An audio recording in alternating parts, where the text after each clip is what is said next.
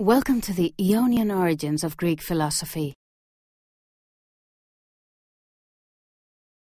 This presentation shows the geographical origins of the first Greek philosophers. The geographical background in which this achievement of the human mind took place covers a good part of the Eastern Mediterranean. Before the Macedonian and Roman rule, the Greek people lived in independent city-states called poleis. In their contact with other peoples, the Greek shared the feeling of a common language, culture, and lineage. Usually, they felt closer ties with the cities that spoke the same dialect, the linguistic reflex of a common history and traditions. The birth of science and philosophy in Greece is fundamentally an Ionian phenomenon. Of much more limited importance is the influence of the Dorians, the Aeolians, and the Achaeans. Although Athens was one of the Ionian cities, its role in the growth of philosophy is of relatively late date. The birth of Greek philosophy is conventionally situated in the beginning of the activity of Thales, from the Ionian city of Miletus. He is the creator of the Milesian school of philosophy, which takes its name from this city. He concerned himself mainly with mathematics, physics, and cosmology. Anaximander of Miletus was a disciple of Thales. Unlike his teacher, Anaximander wrote down in prose some of his teachings. One single fragment of his works on physics and cosmology has survived. Anaximenes of Miletus is the third and the last of the great Milesian philosophers. He too was a cosmologist and proposed air as the first element from which all things are created. Pythagoras is a semi-legendary figure whose very existence has been cast in doubt. He is generally believed to have been born in the Ionian city of Samos around the 2nd or 3rd decade of the 6th century before Christ. He was believed to have traveled through Egypt before heading for Magna Graecia. About the year 530 BC, he tried to settle down in the Achaean colony of Croton, where he was the head of a religious and philosophical sect. After being expulsed from Croton, Pythagoras, possibly accompanied by members of his sect, traveled to Metapontum, where he died. Croton, together with Sybaris, are Achaean colonies founded in the second half of the 8th century before Christ. Metapontum, in turn, was founded by colonists from both cities some years later.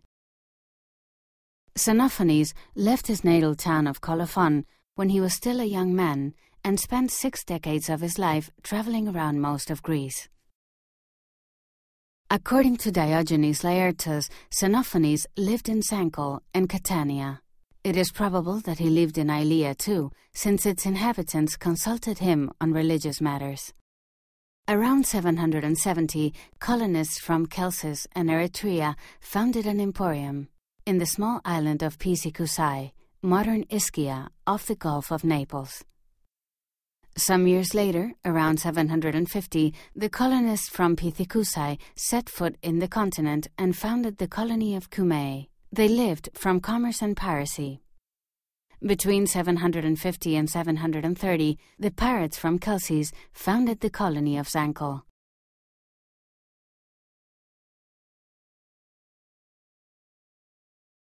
Heraclitus was a member of the aristocracy of his hometown, Ephesus. A number of fragments of a single work in prose written by him, dealing with theology, epistemology, and the universe, have been transmitted to us by several later authors. Parmenides, one of the most important philosophers working before the time of Socrates, was also part of his hometown's aristocracy. Fragments of his work on verse about the world, the being, and the possibility of knowledge have been transmitted in a fragmentary fashion. The city of Aelia gives its name to the Eleatic school of philosophy. It was there that dialectic and ontology were born, and the important principles of metaphysics were discussed for the first time.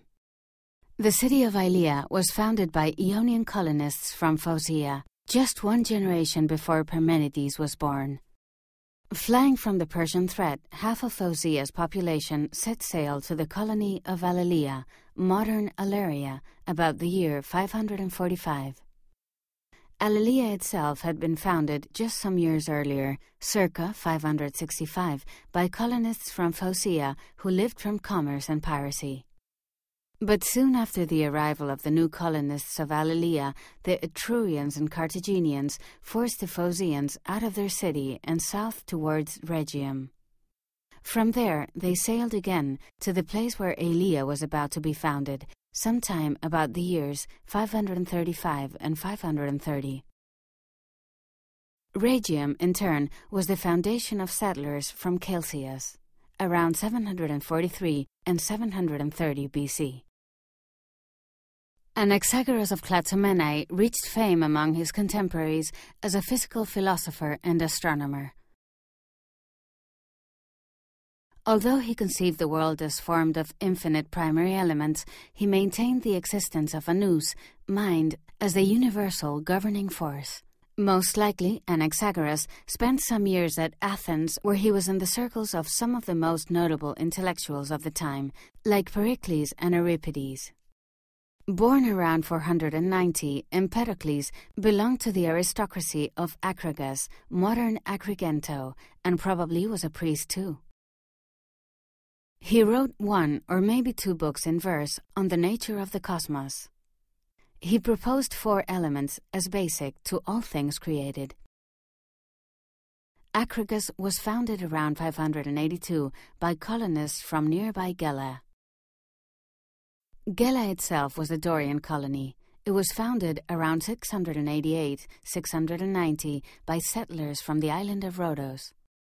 Zeno of Aelia was the beloved disciple of Parmenides, and is still known for the ingenious paradoxes he devised to explain his teacher's profound ontological problems. Zeno of Aelia is not to be identified with the Stoic philosopher Zeno of Citium, born in 334 BC. Another disciple of Parmenides was Melissus, from the Ionian island of Samos. Melissus was a commander of the fleet of his motherland during the Peloponnesian War.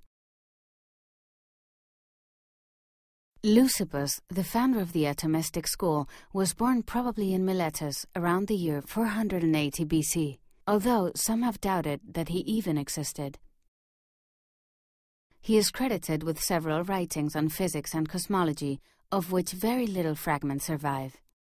Leucippus shares in many ways the objectives and methods of the Milesians, but he founded his own school in Abdera around the years 440 and 430.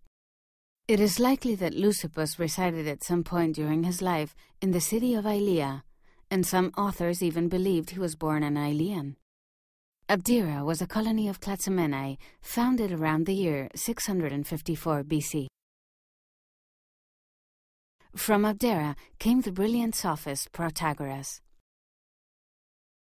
One of Plato's dialogues bears his name.